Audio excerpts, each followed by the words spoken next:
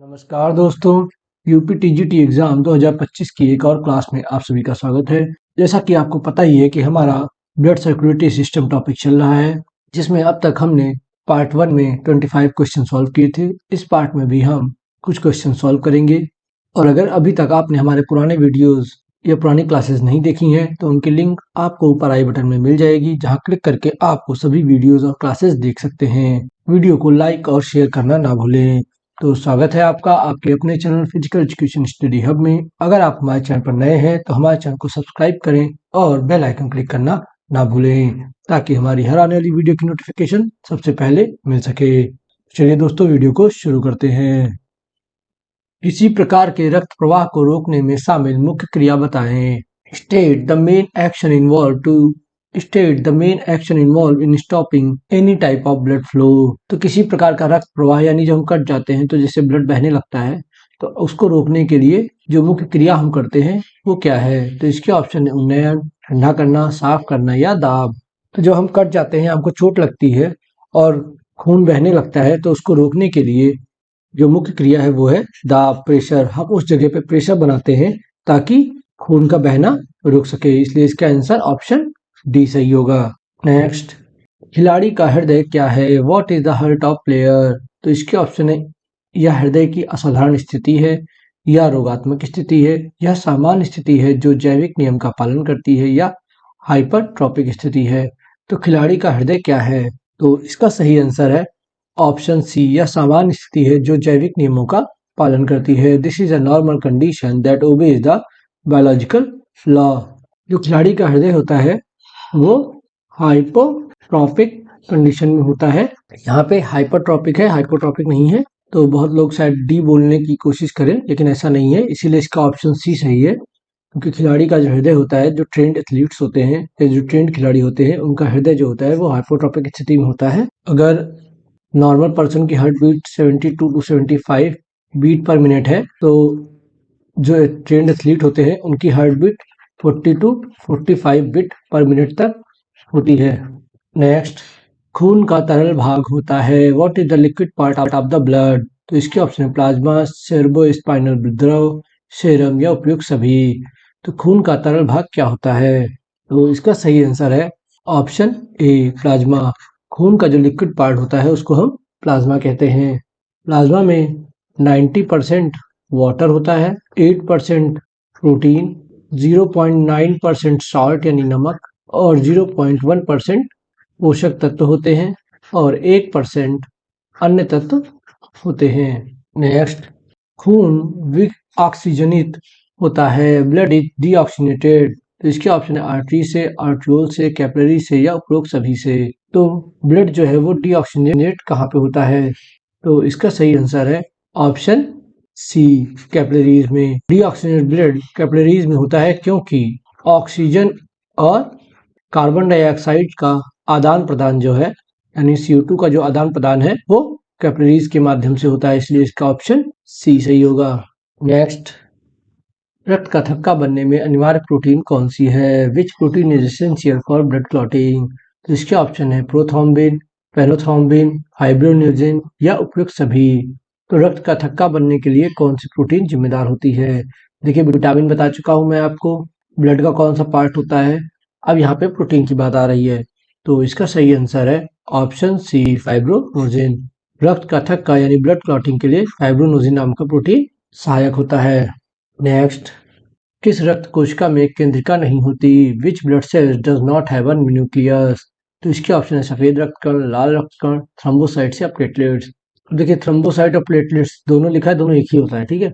तो इसका सही आंसर है option B, red blood sales.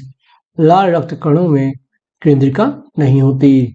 Next, हृदय की क्रियाओं का केंद्र स्थित है। Where is the centre of heart activity? तो इसके ऑप्शन है मध्य मस्तिष्क में, पॉन्स में, मेडुला ऑब्लोंगेटा में या सेरिब्लम में। तो हृदय की क्रियाएं जो होती हैं उसका सेंटर कहाँ पे होता है, मतलब वो कहाँ से कंट्रोल होता है? तो इसका सही आंसर है ऑप्शन सी, मेडुला ऑब्लोंगेटा। हृदय की जितनी क्रियाएं हैं उनका सेंटर मेडुला ऑब्लोंगेटा में होता है। मेडुला ऑब्लोंगेटा जो है वो दिमाग और स्पाइनल कॉर्ड के बीच सूचनाओं का आदान प्रदान करता है। और आपको पता ही होगा, याद भी होगा कि मेडुला ऑब्लोंगेटा में ही श्वसन तंत्र को यानी श्वसन का कंट्रोल सेंटर भी मेडुला ऑब्लोंगेटा में भी होता है, और हृदय का भी यहीं पर होता है, यानी फेफड़े और हृदय दोनों का कंट्रोल सेंटर मेडुला ऑब्लोंगेटा में होता है। नेक्स्ट, मानव रक्त में सबसे ज्यादा प्रतिशत किसका होता है? Which of the following has the highest percentage in human blood? तो इसके ऑप्शन है इयोसिनोफिल, बेसोफिल, न्यूट्रोफिल या मोनोसाइट। तो मानव रक्त में सबसे ज्यादा प्रतिशत किसका होता है? तो इसका सही आंसर है ऑप्शन सी, न्यूट्रोफिल। इनमें से सबसे ज्यादा परसेंट न्यूट्रोफिल का होता है। न्यूट्रोफिल जो है ये डब्ल्यूबीसी की कणिकाओं में से एक है, और इनको जब हम सूक्ष्मदर्शी से देखते हैं तो ये पर्पल यानी बैंगनी कलर की दिखाई देती है, और इनकी मात्रा जो है ये डब्ल्यूबीसी में 50 to 60% तक होती है।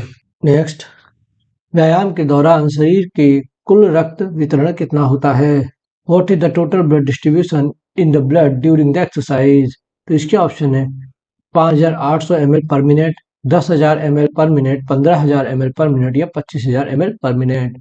जब हम व्यायाम करते हैं यानी एक्सरसाइज करते हैं तो ब्लड डिस्ट्रीब्यूशन यानी ब्लड फ्लो या ब्लड डिस्ट्रीब्यूशन कितना होता है? तो इसका सही आंसर है ऑप्शन डी, 25,000 ml पर मिनट। जब हम व्यायाम करते हैं तो उस समय हमारा कार्डिक आउटपुट, जिसको हृदय निकास कहते हैं, वो 25,000 ml पर मिनट तक हो जाता है, या इसको हम 25 लीटर पर मिनट भी कह सकते हैं। नेक्स्ट, रक्त क्या है? What is blood? तो इसके ऑप्शन है ऊतक, द्रव ऊतक, रक्त प्लेटलेट्स या विशेष ऊतक।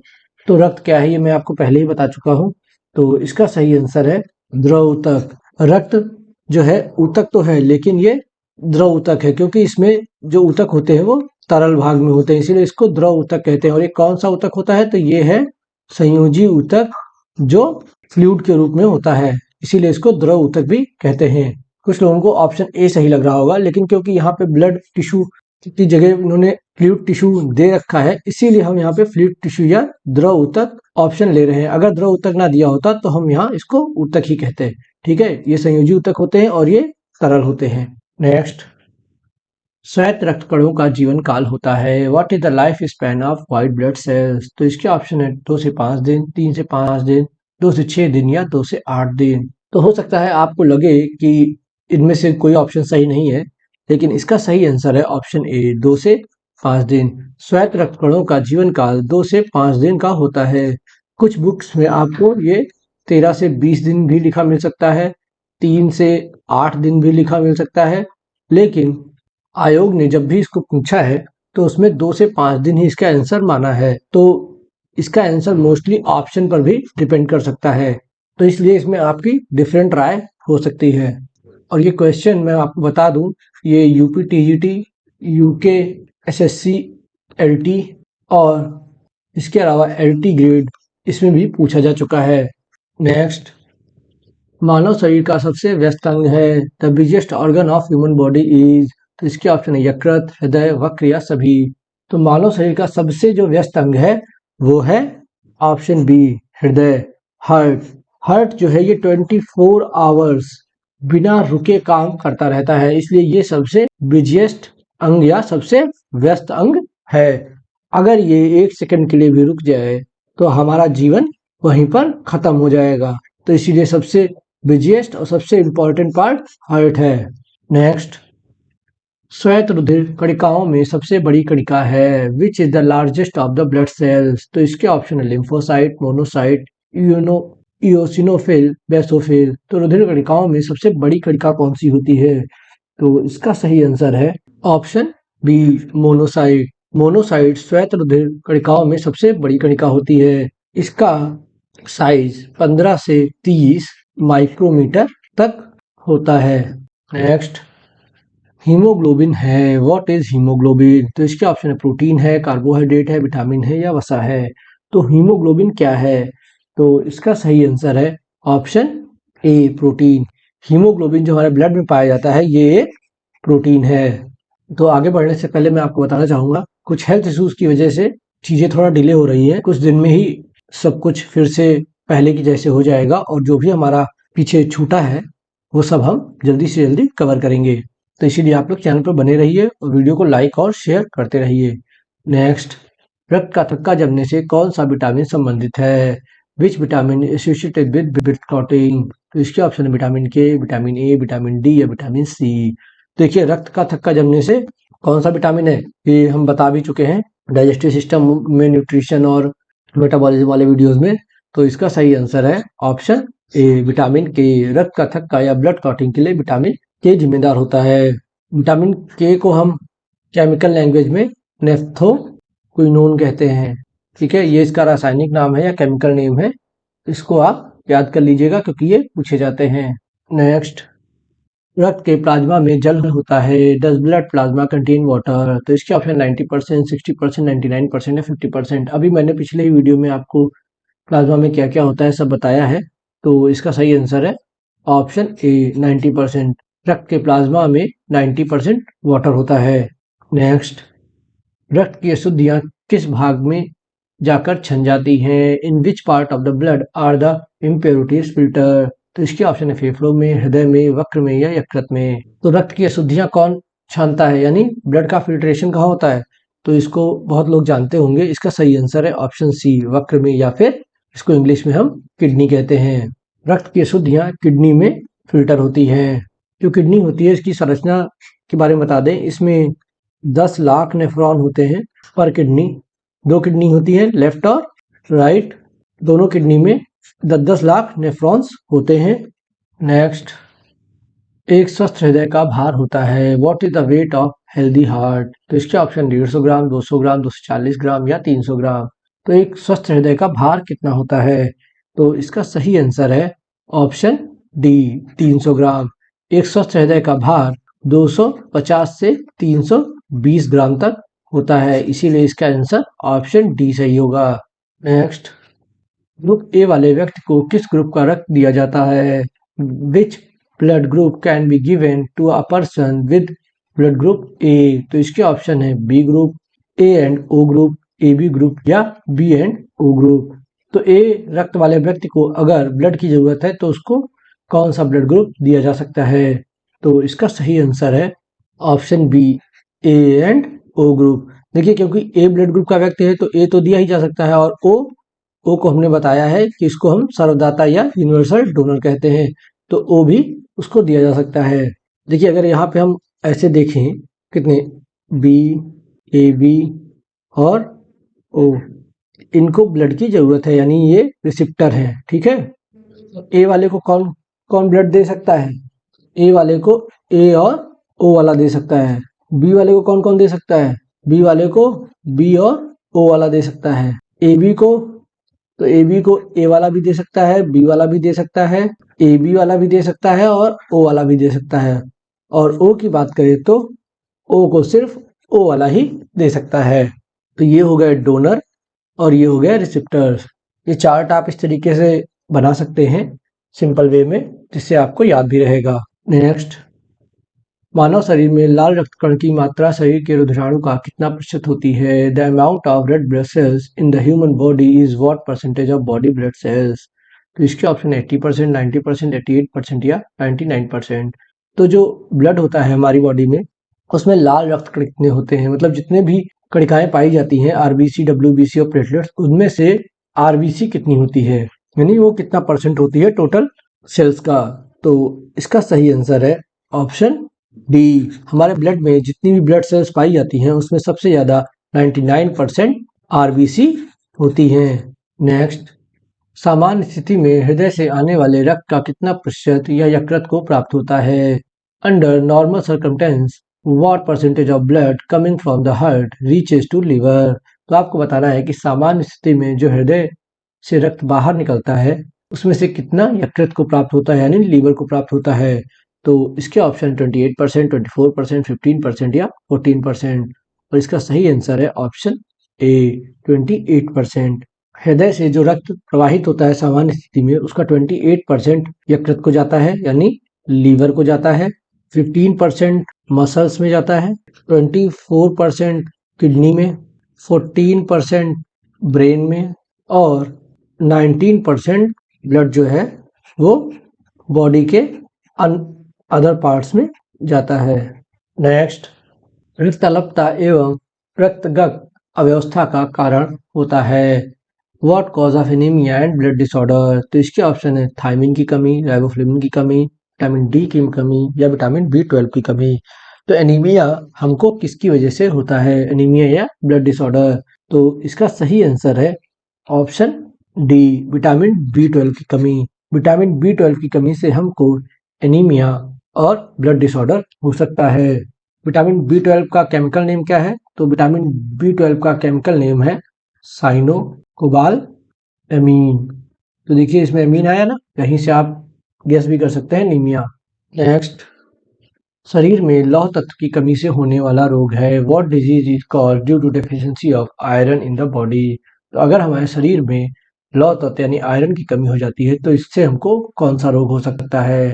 तो इसके ऑप्शन है जिंजिविटिस, एनीमिया, ग्लूकोमा या हेमरेज।